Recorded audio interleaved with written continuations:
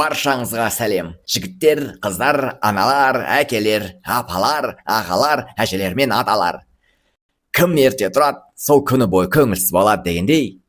Ал анекдоттарымызды бастайық. Бірде қазақ жігіті Францияға бармақшы болады. Бірақ ол француз тілін білмейді екен. Содан досына келіп ақыл сұрайды. Сонда досы: оның несі қиын? Сөздің басына F әрпін қойып сөйлей бер дейді. Бірер айдан соң әлгі жігіт Франция ұшағынан түсіп жатыр дейді. Содан Париждің көшелерінде ал келіп адасады. Амал жоқ, алғаш кезіккен жігіттен қинала жөн сұрауына тура келеді. Фаурым, full five өше? Деген екен абдырап.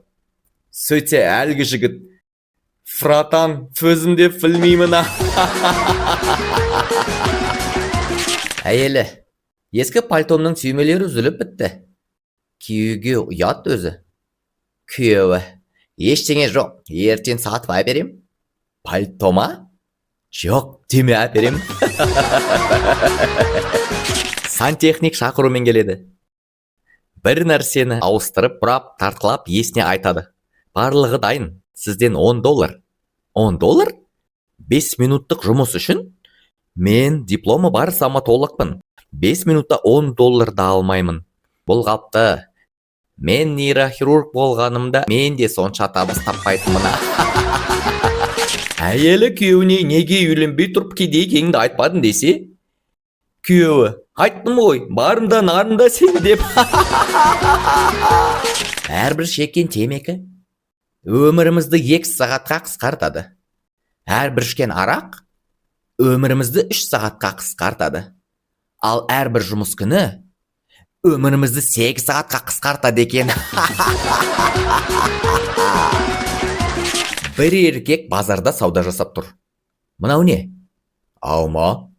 Маған бір келісін беріңіз, және әр талын жеке-жеке орап беріңіз. Мынау не? Жаңғақ. Бұдан да бір келі беріңіз, және әр талын орап беріңіз. Ал мынау не?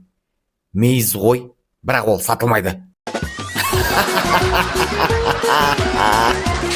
Баласы әкесінен: әке, ақша деген неме деп сұрайды. Ақша деген қымбат көлік, зәулім сарай, кофе және сұлу қыздар. Ал ақша жоқ болса не болады? Ақша жоқ дегеніміз автобус, жатақхана, қара шай және сенің анаң. Баласы мен анасы: мама, неге әкеміздің басында шашы өте аз? Себебі ол көп ойлайтын ақылды адам. Түсінікті. Ал сенің шашың неге көп? Көп сөйлемей тамағыңды іш. Бір күні Қожанасыр досының үйіне қонаққа келіп, қайтайын деп жатқан кезде жаңбыр қатты күйіп кетіпті. Досы: Қожеке, біздің үйде түней тұрсаңшы, жаңбырдың астында қаларсың деген ғой. Қожекең келісіп, жаңбыр жауғанына қарап тұрайын дейді. Досы үйіне кіріп кет. Біраздан соң шықса, Қожекең үсті басы су болып келіп тұр екен. Досы: қайда барып келдің десе? Қожанасыр: үйге барып, бәйбішеме сенің үйінде түней тұратыныңды айтып келдім деп. Бір күні мұғалім сыныптағы оқушыларына жақсы адам болу, адамдарға жақсылық жасау туралы айтып тәрбие сағатын өткізеді. Ертеңіне бір оқушысы қолын көтеріп: апай, мен кеше көзі көрмейтін кісіні жолдан өткізіп жібердім дейді. Мұғалім: бәрекелді, жарайсың Мақсат деп мақтайды. Оның артынша тағы бір оқушысы қолын көтереді де: апай, мен кеше Мақсатқа әлгі соқыр кісіні жолдан өткізуге көмектестім дейді. Апай: неге? Мақсат өзі өткізе алмас па еді? Жоқ, ол кісі жолдан өткісі келмеді, біз оны мәжбүрлеп өткіздік деген екен. Бір кісі дәріханаға келіп былай деп сұрайды: сізде ацетил салицил қышқылы бар ма? Аспирин ба?